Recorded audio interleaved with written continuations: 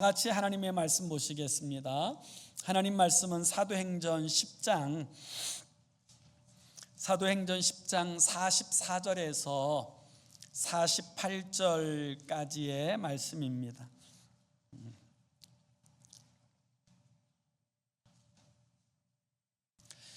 사도행전 10장 44절에서 48절까지 우리 함께 같이 읽습니다. 시작.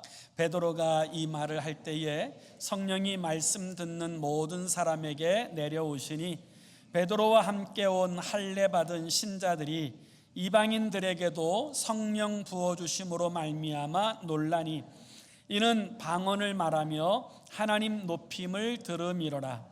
이에 베드로가 이르되 이 사람들이 우리와 같이 성령을 받았으니 누가 능히 물로 세례 베풀물 금하리요 하고 명하여 예수 그리스도의 이름으로 세례를 베풀라 하니라. 그들이 베드로에게 며칠 더 머물기를 청하니라. 아멘. 얼마 전에 그 웃음에 관한 이제 한 리포트 글을 읽었는데요. 한번 여러분도 가만히 생각해 보세요. 어린 아이들은 하루에 한 몇 번 정도 웃을까요? 통계에 의하면 어린 아이들은 하루에 한 400번 정도 웃는답니다. 반면에 어른들은 하루에 한 몇 번 정도 웃을까요? 어른들은 평균 하루에 6번 정도 웃는다고 합니다. 차이가 엄청나죠. 그런데 이 웃음의 효과가 사실 굉장히 대단하다고 합니다. 한번 큰 소리로 웃게 되면 그 몸의 근육이 한 650개 정도 되는데 그 가운데 235개 정도의 근육이 활동하기 시작한다 그러고요. 큰 소리로 한 15초 정도 호탕하게 웃게 되어지면 100m 달리기 힘껏 달리는 것과 같은 그런 운동량의 효과가 있다고 합니다. 이 잇몸 일으키기는 한 25개, 그리고 만약에 노 젓는 운동이라면 한 3분 정도 해당되는 그런 운동 에너지를 소비하고 건강에 유익을 준다는 거예요. 좀 재밌게 흥미있는 표현 하나가 등장하는데 미국 스탠포드 대학교의 윌리엄 플라이라고 하는 이 교수가 하는 얘기인데 그는 이런 이야기를 해요. 심지어 억지로 웃기만 해도 이 두뇌가 이게 억지로 웃는 건지 진짜로 웃는 건지를 잘 판단하지 못해서 90% 정도의 효과가 있다고 합니다. 그래서 가능하면 여러분 많이 웃으세요. 우리나라에도 웃으면 복이 온다고 하지 않습니까? 그렇지만 비웃는 것은 마음이나 건강에 아무런 도움이 되지 않고 오히려 해를 끼치니까요. 비웃는 웃음 말고 기쁨으로 웃고 서로를 격려하는 우리 공동체가 되기 원합니다. 우리 한번 옆에 있는 분들과 인사합시다. 웃으며 삽시다. 예, 감사하며 삽시다. 감사하며 삽시다. 예. 우리 필그림 교회는 오이코스 사역을 하는 교회로 나아가려고 합니다. 오이코스라고 하는 이 표현은 헬라어로 가족 혹은 세대라고 하는 이제 그런 의미를 가진 용어인데요. 성경에서는 이 오이코스라고 하는 이 단어를 어떻게 사용하냐면 하나님께서 나와 연결해 주신 가까운 사람들, 이 사람들을 오이코스라고 그렇게 부릅니다. 그 오이코스, 이 오이코스가 우리의 삶에 지대한 영향을 준다라고 하는 것은 우리가 분명히 경험하고 살고 있으리라고 그렇게 믿습니다. 오늘 우리가 읽은 이 본문의 말씀의 내용은 이방인이자 로마인인 백부장 고넬료의 그 집, 그 가정, 그리고 그 친지들과 친구들까지, 이웃들까지 다 함께 모여서 하나님의 은혜를 받고 성령의 충만함을 받고 세례를 받고 구원받는 이 놀라운 은혜의 역사가 기록되어진 말씀이 오늘 우리가 읽은 이 본문의 말씀의 내용입니다. 그래서 오늘 설교 제목을 세상에서 가장 복된 오이코스 이렇게 이제 정하였는데요. 우리가 이 땅을 살아갈 때 돈도 필요하고 건강도 필요하고 또 관계도 참 중요하지 않습니까? 그렇지만 가장 중요한 것은 바로 하나님과의 관계예요. 하나님을 바르게 믿고 그 믿음 가운데 행하여 살아가는 것보다 더 중요하고 더 중차대한 일은 없으리라고 생각합니다. 오늘 우리가 읽은 이 본문의 말씀은 신학자들은 종종 제2의 오순절 이렇게 표현하여 부르기도 합니다. 예루살렘이 아니라 가버나움에서 경험된 오순절 사건, 유대인들이 아니라 이방인들의 가정 공동체 가운데 경험되어진 오순절 사건, 그래서 이 사건을 제2의 오순절 사건이라고 그렇게 부르기도 하는 것이지요.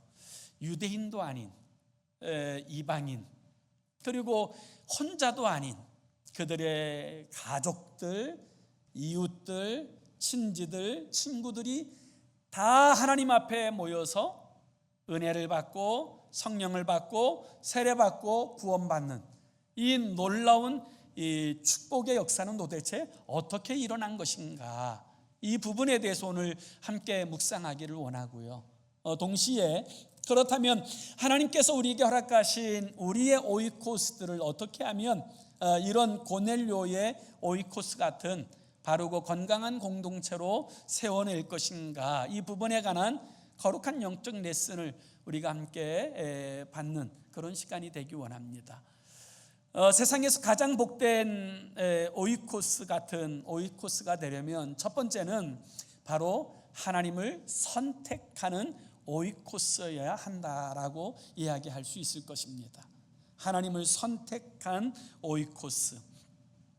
자, 오늘 고넬료의 이야기가 등장할 때 사도행전 10장 2절에 보면 고넬료를 뭐라고 이야기합니까? 이 10장 2절에 보면 그가 경건하여 온 집안과 더불어 하나님을 경외하며 백성을 많이 구제하고 하나님께 항상 기도하더니, 이렇게 표현합니다. 여기 온 집안과 더불어라고 말할 때 이 온 집안이 바로 오이코스예요. 고넬료는 혼자만 경건하지 않았어요. 온 가족들 모두가 다 경건한 삶을 추구하였고, 또 동시에 그들의 경건은 말의 경건에서 그치지 않았어요. 삶의 경건으로 나아가 구제하였고 항상 기도하는 일에 힘썼습니다. 이것이 중요합니다. 항상 기도하는 일에 힘썼다. 실제로 이 고넬료는 로마의 현역 장교요, 그리고 피지배국인 이스라엘을 통치하는 그런 임무를 가지고 그 땅에 들어온 사람입니다. 그런 그가 이스라엘 사람들이 소위 섬긴다고 하는 하나님을 믿는다고 하는 것도 굉장히 놀랍지 않습니까? 피지배국 사람들이 섬기는 그 하나님을 나의 하나님으로 믿는다.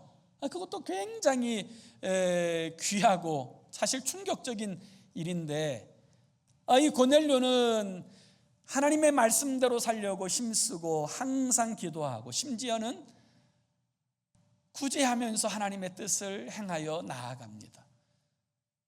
그리고 이 고넬료는 자기만 아니라 자기의 오이코스 모두가 이 경건함에 동참하도록 격려하여서 이 가족들도 경건하고 그 친구들도 경건하고 이웃들도 경건하게 되어지는 이 놀라운 은혜를 받게 되어진 거예요. 세상적으로 보면 로마의 장교, 현역 장교는 로마의 정부의 지시를 받습니다. 로마가 믿는 종교를 믿고 그리고 로마의 이득이 되는 일들을 하도록 부름받은 사람이에요.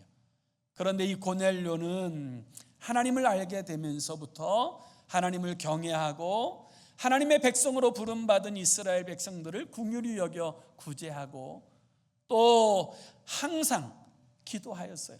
여기 항상 기도하였다라는 말은 아침, 점심, 저녁 3시, 6시, 9시, 12시 이와 같은 기도를 통하여서 항상 하나님 앞에 나아갔다라는 거예요. 그가 하나님을 믿는다고 해서 돈이 생깁니까? 아니면 지위가 올라갑니까? 아니면 미래에 대한 보장이 확실해집니까? 그 어느 것 하나 없지만 이 고넬료와 그 가족들은 하나님을 섬기기로 결정하였어요. 그것이 복의 근원이 된 이유예요. 신앙은 선택입니다. 하나님을 선택할 것인가, 세상을 선택할 것인가, 마귀를 선택할 것인가. 그래서 이 신앙의 선택에서 이 고넬료와 그 가족들은 오로지 하나님을 선택했어요. 그렇기 때문에 그 가정이 세상에서 가장 복된 오이코스가 되어질 수 있었던 거예요. 예전에 어느 한 목사님이 이제 들려주시는 이야기를 들은 적이 있어요. 그 목사님의 경험담인데요. 이 목사님이 섬기시는 그 교회에 여집사님 한 분이 계신데, 이 여집사님 따님이 굉장히 똑똑했답니다. 굉장히 지혜롭고 총명한데, 하여튼 초등학교 때부터 고등학교 때까지 2등은 한 번도 안 하고 항상 1등만 하는, 사람들이 다 수재라고 불렀던 그런 이제 아이였어요. 그리고 또 더군다나 이 아이가 신앙생활도 열심히 잘하여서 주일도 한 번도 빠지는 일이 없이, 또 주일에도 오면 뭔가 또 봉사하려고 애를 쓰는 참 기특한 모습을 가지고 있던 아이인데, 고등학교 3학년이 되니까 엄마가, 그 어머니 집사님이 이 아이한테 이렇게 이야기한 거예요. 얘야, 너는 우리나라의 최고의 명문 대학에 들어가야 된다. 그러니까 이제부터 고등학교 3학년 시간 동안에는 교회를 다니지 말고 공부에만 전념해라. 아이는 나가겠다고 했지만 엄마는 이 1년 동안은 네가 이 일에만 전념을 해서 최고의 대학에 들어가야 된다고 그렇게 이야기했어요. 결국 이 아이는 주일에 교회를 나오지 못하게 되었고, 이 모습을 본 목사님이 이 집사님을 불러다가 이렇게 권면했답니다. 집사님, 신앙생활이 더 중요합니다. 우리가 이 세상을 살아가는 데 있어서 가장 중요한 것이 바로 하나님과의 관계입니다. 하나님께서 복을 주셔야 진짜 복이 됩니다. 아이 빨리 다시 교회 나오게 하세요. 그러자 이 집사님이 목사님에게 하는 말이, 목사님 안 됩니다. 고등학교 3학년 이 한 해 동안에는 공부만 해야 합니다. 그리고 대학에 들어가면 그때 나오라고 이야기할 겁니다. 그렇게 이야기하더래요. 그래서 이 목사님이 이 집사님에게 권면하면서 이런 말씀까지 하셨다 그래요. 집사님, 정말 진짜 농부들은 씨 감자를 먹지 않는다고 합니다. 씨 감자를 먹으면 굶어 죽을 것을 알기 때문입니다.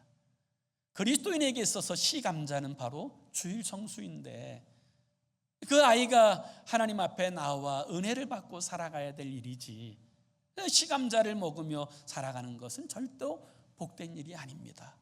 그렇게 권면하였음에도 불구하고 이 집사님은 이런 지하에 거절하였다는 것. 결국 이 아이가 자신이 소망한 대로 제일 좋은 자신이 바라던 그 대학에 들어가게 되었어요. 그런데 그때부터 문제가 생겼습니다. 자신이 어렸을 때부터 고등학교 졸업할 때까지는 수재 중에 수재라는 이야기를 듣고 살았는데, 막상 그 대학에 들어가 보니까 자기는 수재가 아니에요.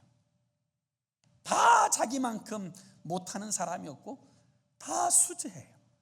더군다나 그 중에는 아무리 따라갈래야 따라갈 수 없는 진짜 수재 중에 수재들이 있는데, 이건 뭐 어떻게 노력해도 절대로 발꿈치도 따라갈 수 없을 만큼 그런 사람들이 있더라는 거예요.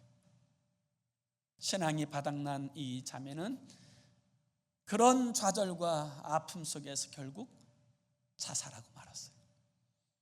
그리고 장례식이 끝났을 때 그 어머니가 이 목사님 앞에서 한 이야기, 목사님, 내 딸은 내가 죽였습니다 라고 가슴을 치며 통곡하는데, 그것이 자신의 가슴을 너무 아프게 했다고 하는 그런 경험담에 관한 이야기예요. 사랑하는 성도 여러분, 하나님을 떠난 삶은 언제나 성공인 것 같지만 실패해요. 그러나 하나님을 선택한 삶은 실패의 같이 보여도 성공하는 길이요, 복된 길이 되는 줄로 믿습니다.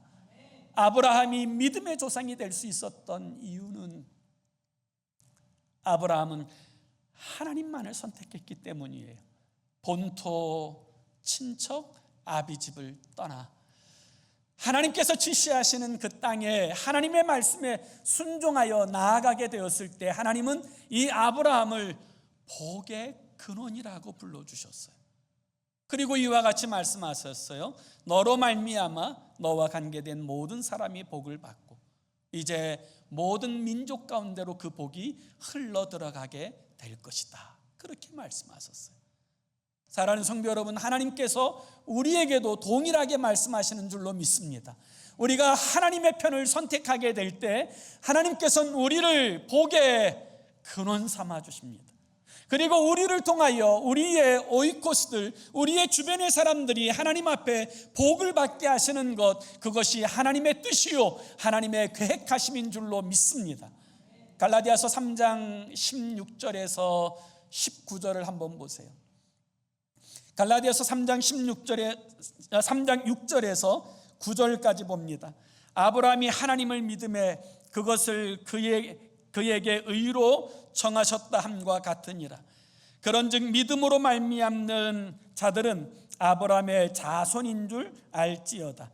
또 하나님이 이방을 믿음으로 말미암아 의로 정하실 것을 성경이 미리 알고 먼저 아브라함에게 복음을 전하되 모든 이방인이 너로 말미암아 복을 받으리라 하였느니라. 그러므로 믿음으로 말미암는 자는 믿음이 있는 아브라함과 함께 복을 받느니라. 아브라함이 하나님을 선택하게 되었을 때 그때부터 하나님은 이 아브라함을 통하여 이 세상 가운데 하나님의 은혜와 긍휼과 사랑과 복이 흘러가도록 역사하여 주셨어요. 마찬가지로 우리가 하나님을 선택하게 될 때 하나님은 우리를 통하여 그 은혜가, 그 복이 흘러가도록 하시는 분이신 줄로 믿습니다. 그 일을 위하여 부름받은 사람들이 바로 저와 여러분들이에요. 그리고 그 오이코스들을 세워야 될 사명이 주어진 사람들이 바로 우리들인 줄로 믿습니다. 탈무드에 보면 어느 부잣집에서 그 외동 아들에게 먼 곳에 유학을 보냅니다. 먼 곳에 유학을 가서 이 외동 아들이 열심으로 공부하고 있던 중에 그 아버지가 중병에 걸려서 그만 돌아가시고 말았어요. 어느 종을 통하여 그 소식을 듣게 되었는데 이 아버지의 유언을 보고서는 기가 막히는 거예요. 그 아버지의 유언은 이렇게 쓰여져 있었다고 합니다. 내 모든 재산을 이 종에게 다 준다. 그리고 너에게는 그 재산 가운데 하나를 선택하여 가질 권리를 주겠다. 이 아버지의 유산에 관한 소식, 유언에 관한 이야기를 듣고서는 이 아들이 믿을 수가 없는 거예요. 왜냐하면 아버지가 그럴 아버지가 아닌데 왜 이렇게 하셨을까? 이게 아무리 생각해도 이해가 되지 않아서 정말 지혜로운 랍비를 찾아갑니다. 그리고 자신의 자초지종을 다 이야기하게 되었을 때 랍비는 이렇게 이야기해 주었답니다. 당신의 아버지는 정말 지혜로운 사람이군요. 예? 왜요? 그때 랍비는 이렇게 이야기합니다.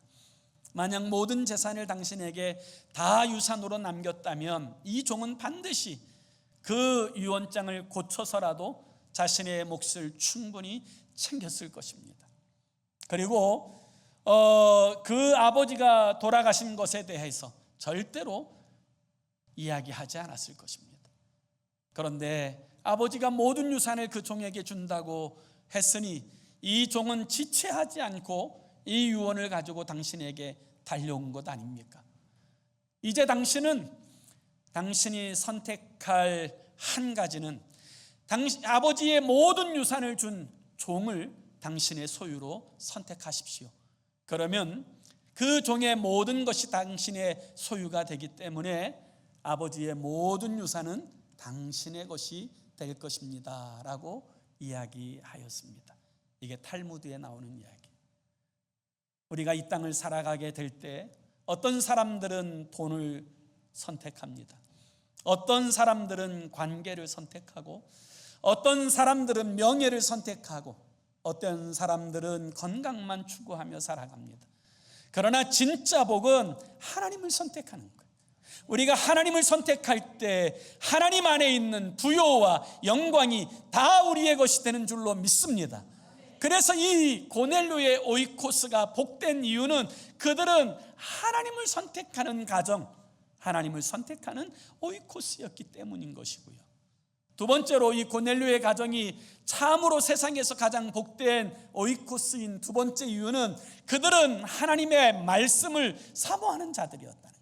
하나님의 은혜를 사모하는 자들이었다는 거예요. 하나님의 은혜를 사모하던 고넬료에게 하나님께서 나타나셔서 베드로를 청하라고 말씀하셨고, 고넬료는 당장에 베드로를 요빠 무두장이 집에서 초청합니다.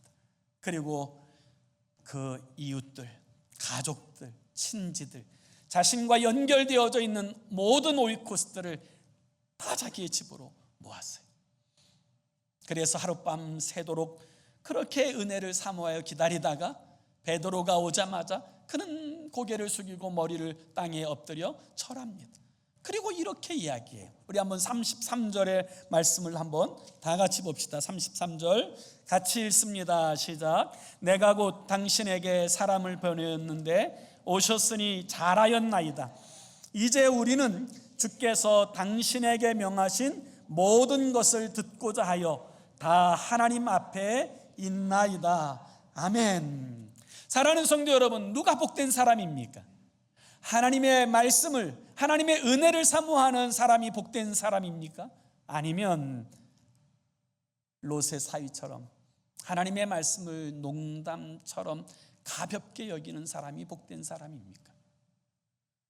시편 1편에 보면 복 있는 사람은 여호와의 율법을 즐거워하여 그 율법을 주야로 묵상하는 자로다 하셨고, 시편 1편 3절에 보면 이 복 있는 사람을 이렇게 말합니다. 그는 시냇가에 심은 나무가 철을 따라 열매를 맺으며 그 잎사귀가 마르지 아니함 같으니 그가 하는 일이 다 형통하리로다.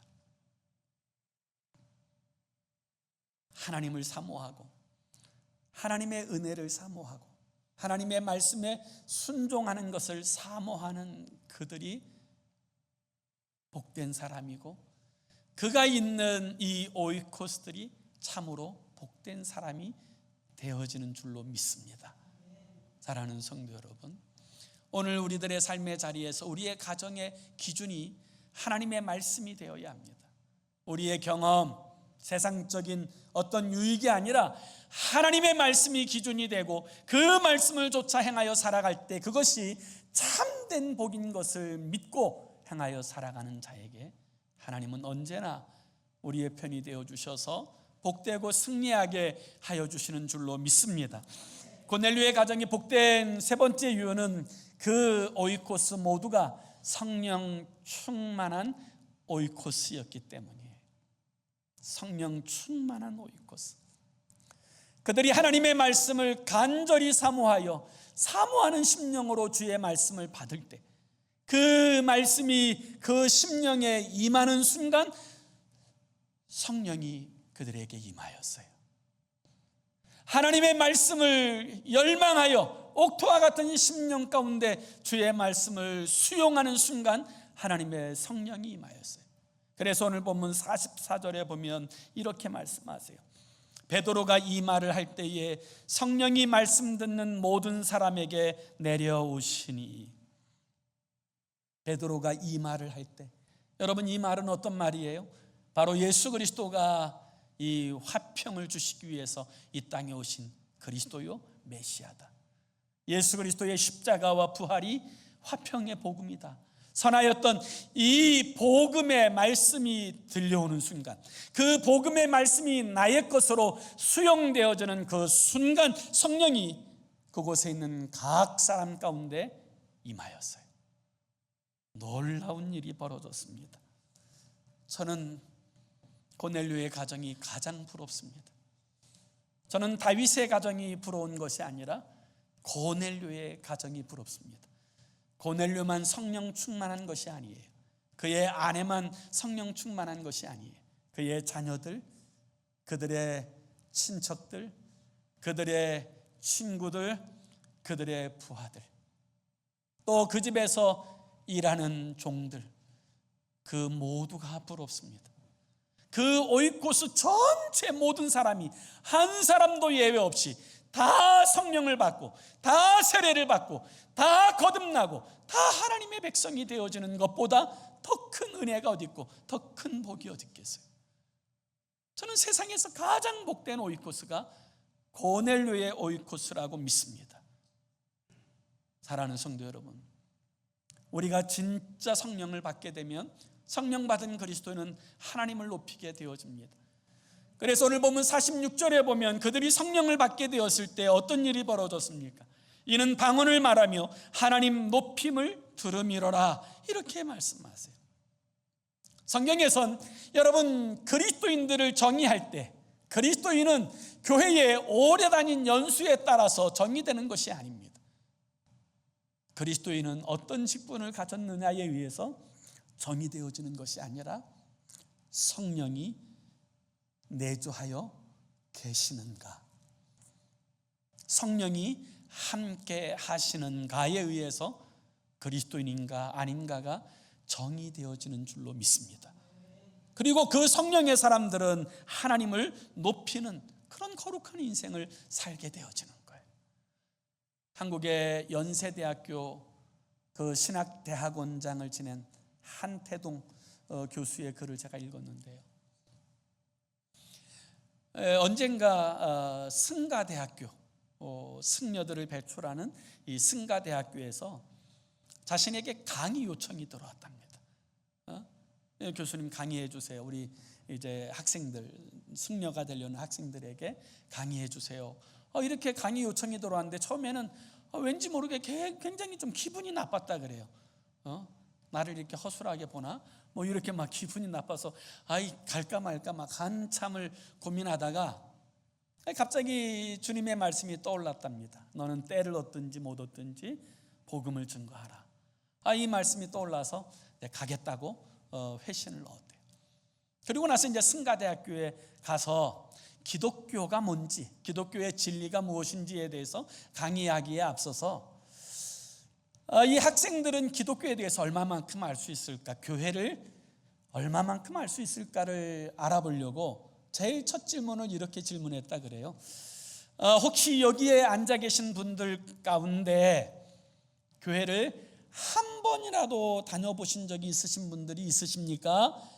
이렇게 질문했더니 놀랄 만큼 많은 사람들이 예 대답하더라는 거예요. 깜짝 놀랐대요. 자기는 진짜 깜짝 놀랐대요. 그래서 이 두 번째로 더 구체적으로 질문을 했답니다. 그러면 여러분 가운데 태어나서 단 한 번도 교회에 가지 못한, 한 번도 교회 가본 적이 없다라고 이야기할 수 있는 사람은 손 들어주세요. 그랬더니 100명 중에 2명이 들더래요. 100명 중에 2명. 그때 한태동 교수가 깨달은 것을 이렇게 썼어요. 교회 다닌다고 다 그리스도인이 아니다. 성령 받아야 그리스도인이다. 그것은 명확하다라고 그렇게 고백하고 있어요. 이게 중요합니다. 오늘 이 고넬료의 오이코스트, 시작은 고넬료에서부터 시작되었을 것입니다. 한 사람이 하나님을 알게 되고 또 하나님 앞에서 거룩하게 살려고 몸부림치고, 그리고 이 하나님에 대하여 가족들에게 이야기하고, 또 그 가족들은 이웃들과 또 사랑하는 친지들과 친구들에게 이것을 전파하였을 거예요. 그래서 베드로가 가이사라에 있는 고넬료의 집에 왔을 때, 그리고 이 베드로가 예수 그리스도의 십자가와 부활의 복음을 전하였을 때, 그곳에 모인 사람들은 간절히 사모하는 마음으로 이 복음의 말씀을 수용하게 되어지는 순간 성령이 임하였고, 이 모든 사람들이 방언을 말하고 하나님을 높이고, 그리고 동시에 그 놀라운 은혜의 결과로서 신앙 고백으로서 세례를 받게 되고 영광스러운 하나님의 자녀들이 되었습니다. 여러분, 이보다 더 큰 놀라운 복이 어디 있겠어요? 교회사에 따르면 훗날 고넬료는 로마에 복귀합니다. 그리고 고넬료가 로마에 원대 복귀한 10여 년이 흐른 다음에 사도 바울이 로마에 가지요. 사도 바울이 로마에 갈 때에 이 사도 바울은 자유의 몸이 아니라 매인 몸으로 로마에 가게 됩니다. 그런데 그곳에서 충격적이고 엄청난 일을 경험하게 돼요.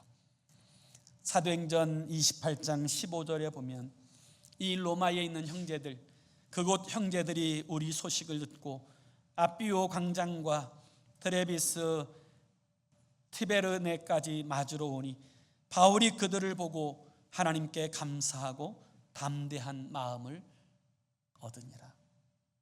아비오 광장, 타베르네 그곳까지 이 바울을 환영하려고 온 이 사람들은 누구의 결실일까요? 교회사의 많은 사람들은 그것이 바로 고넬료와 그 오이코스들이 주는 영향력이라고 그렇게 표현합니다. 한 사람, 아브라함 한 사람 때문에 이 복음이 모든 이방에까지 선포되어지고 고넬료 한 사람 때문에 그들의 오이코스, 그리고 그 오이코스들이 각자의 지경을 넘어서 그 땅 가운데 하나님의 복음을 전하는 결과로 이어지게 된 것입니다. 저는 저와 여러분들이 고넬료 같은 사명을 위하여 부름받았다고 믿습니다. 아브라함처럼 복의 통로자가 되어서 우리를 통하여 우리의 사랑하는 자녀들과 그리고 친척들, 이웃들 그리고 이제 더 많은 영역에 있어서 나와 연결된 오이코스들이 우리를 통하여 주께로 돌아와 구원 얻는 역사를 보는 그런 축복의 통로로서 저와 여러분의 삶이 쓰임바 되어지기를 예수의 이름으로 축원합니다. 기도합시다. 우리 함께 같이 기도하기 원하는데요, 이렇게 기도했으면 좋겠어요. 주님, 나로 말미암아 주께서 연결해 주신 모든 오이코스들, 그 모든 오이코스들이 복을 받게 하시고 구원의 은혜를 누리게 하여 주소서. 분명 하나님께서 우리를 먼저 부르신 데에는 하나님의 거룩한 뜻이 있는 줄 압니다. 너 때문에 복을 받는다. 너로 말미암아 그들이 복을 받는다. 하나님 아버지, 주 예수를 믿으라. 그리하면 너와 내 오이코스들이 복을 받을 것이다.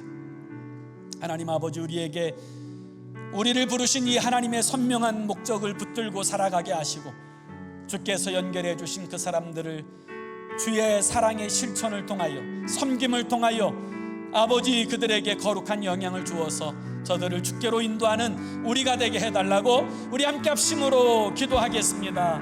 좋으신 하나님 아버지, 우리 주님의 은혜와 사랑을 진심으로 감사합니다.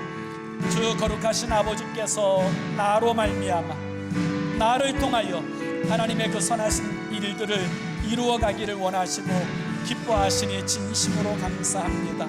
그 거룩한 결실을 주 앞에 올려드리는 우리가 되게 하여 주옵소서. 아브라함이 순종할 때 아브라함으로 말미암아 천하 만민이 복을 받게 될 것을 말씀하신 주께서 우리가 예수 그리스도를 믿고 이 화평의 복음을 통하여 하나님과 화평하고 성령의 내주하심 가운데 살아가게 될 때 하나님은 우리를 통하여 아버지 우리의 오이코스들을 복되게 하고 영화롭게 하기를 기뻐하시는 줄로 믿습니다. 그 거룩한 축복의 통로로서 우리의 삶이 쓰여지게 하여 주시옵소서.